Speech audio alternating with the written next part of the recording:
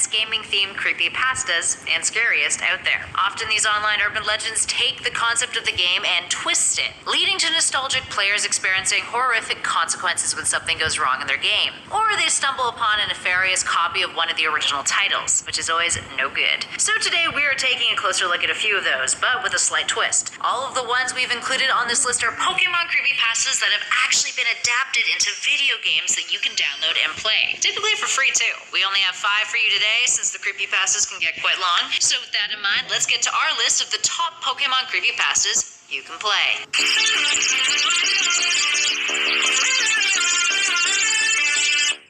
Starting us off in at number 5, Pokemon Cursed Forever. Cursed Forever's creepypasta is as follows. The narrator begins their tale by saying they've always loved Pokemon, specifically the first 3 Game Boy titles, Red, Blue, and Yellow. Hating emulators, they managed to find a copy of Pokemon Yellow and an old Game Boy Color to play it on. After he bought them and returned home, he attempted to play the game. Immediately, though, he realized that the title lacked sound. Assuming the cartridge was a little glitchy, he wasn't surprised when the music kicked in at the main title screen, and that Pikachu, who appears on the title screen, was missing his eyes. When Professor Oak appeared, his head and arms were missing. When our narrator decided to test out the previous game saved on the cartridge, it got even weirder. Pikachu's special emotion window appeared, and the electric Pokemon looked incredibly solemn. Then the game continued in Professor Oak's lab. Pallet Town was not like how our narrator remembered it to be. It was entirely deserted with only himself in the lab remaining. Walking north of the town in the tall grass brought forth more surprises. The grass was populated by Pokemon who should not have been there, like Gengars and Alakazams and Cubones. The only option that appeared when he'd get into a battle was run.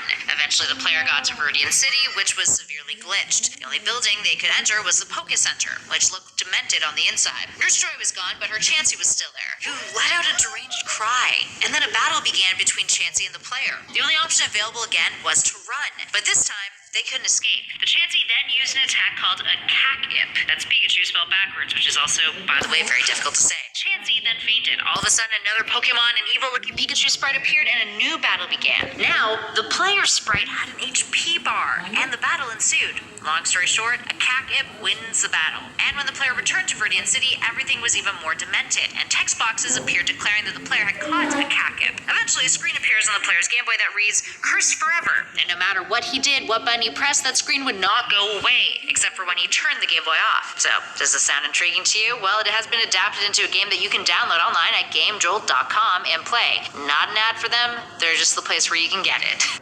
And at number 4, the original Pokemon Red and Blue, Lavender Town Syndrome. So this one is a bit of an exception on our list. It's the reverse. The creepypasta spawned from the game that you can in fact play, although you likely won't find yourself getting deathly ill. So let's backtrack a sec. One of the most prominent Pokemon creepypastas is Lavender Town Syndrome. It's an urban legend that tells of how kids in Japan, after playing the initial Pokemon Red and Green games, it came out as Blue in North America, FYI, a bunch of them got really ill, to the point where there was allegedly reported suicides. This was caused by a specific high-pitched frequency that can be only heard by the ears of younger individuals. The Lavender Town theme was said to have this frequency, and depending on the version of the tale that you were reading, it was either added in maliciously by a member of the design team working on the games for Game Freak, later taken out in releases of the titles afterwards. Or it means there are demons really in your Pokemon game, which we doubt. Whether or not you believe the tale to be true, you can actually test it out yourself if you're able to get a copy of the original Japanese red or green cartridges, which might cost you a pretty penny nowadays, but hey, actually it'd be really hard to test out if you're like over the age of like 15, 16. You're not gonna hear it, and then, I mean, I'm sure it'd be an experience to play the original Japanese games. It'd be really cool to see the differences, but you're probably not gonna force yourself to get ill and then commit suicide from it, so... In at number 3, Pokemon Black. This fictional version of Pokemon Black is said to turn its players into cold-blooded killers. Fun! Not to be mistaken with the actual 2010 Pokemon Black, this one spawned from a creepypasta and was a game that was said to have been salvaged from a flea market in 2005. It begins as Pokemon Red and Blue do, but instead of choosing between 3-star Pokemon, you get to choose between 4, with the 4th being a Pokemon called Ghost. Now, if you select Charmander, Squirtle, or Bulbasaur, your game is exactly the same as it is with any other Red and Blue game. But if you select Ghost, the Pokemon doesn't start at level 5 like the others do. It starts at level 1, and it only has one move titled Curse. Not that that matters though, because almost every single Pokemon who faces Ghost is, I quote, too scared to move. When Curse is used, the screen cuts to black, you hear the cry of the opposing Pokemon, and then the screen will reappear, with the Pokemon having disappeared entirely. Aside from that, everything is normal. But after defeating the Elite Four, the game goes askew again, with text appearing on the screen that reads, "Many years later, ...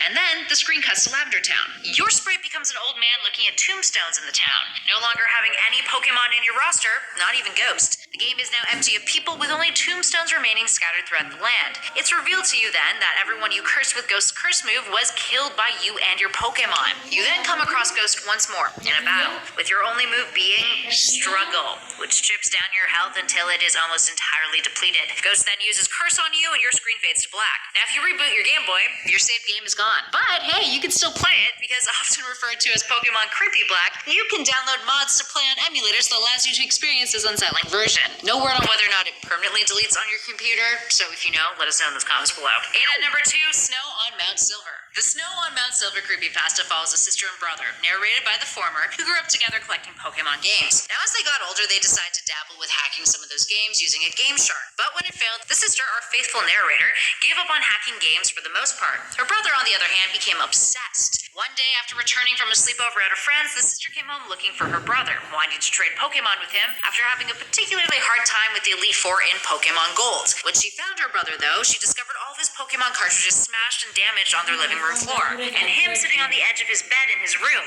his face pale, a hammer in hand, and his Game Boy Advance destroyed. When she went over to give him a hug, he saw her Game Boy Advance in her pocket and screamed, hurtling it across the room and hitting the nearby wall. The sister went over and turned it on to see if it still worked. It did, but when the Pokemon theme began to play out of it, her brother screamed once more, picking up the hammer. He ended up in the hospital in the psych ward for 2 days. During his stay, he asked his sister to get rid of whatever games were left in his room. But when she arrived back home, curiosity got the best of her. She had to see what he had seen, what had made him go manic in this way. She found the Game Shark code that he had last used in his notes, a string of unintelligible numbers and letters with the phrase, "Easter egg, Snow on Mount Silver," written next to it. So she tossed the cheat code into his GBA with Pokemon Silver. Now the opening titles were perfectly normal. It wasn't until she saw the time on the saved game that she knew something was off. It read 999 hours and 99 minutes. Whoa. Eventually a dim map appeared and it looked like static, but as she kept looking, turns out it was actually the Mount Silver map, that static being heavy falling snow. So she began to explore. Her sprite hit an invisible wall, and text appeared that read, "I can't turn back now." Even after using an escape rope, she still couldn't leave the area. More strange dialogue continued to appear over the next several minutes, including the sprite announcing that he was cold, and her brother's Pokemon in his roster were all dying off. At the summit of the mountain, Red was no longer there. Instead, it was Celebi, whose sprite looked mangled. It used a move called Perish Song, and a screech came out of her Game Boy Advance. She was teleported to a cave rather than a Pokemon Center, and all of her Pokemon were now mauled. The trainer on her brother's trainer card was missing a leg. All the Pokemon looked frostbitten. Eventually, she came across Red's sprite. A battle began. Each of their Pokemon were barely alive, their sprites mangled, and every time they fainted, rather than the text box stating as such, it said that Pokemon had died, which is not a thing that can happen in the regular games. Eventually, the narrator had come to the conclusion that this sublevel of the mountain was some type of hellscape where all of these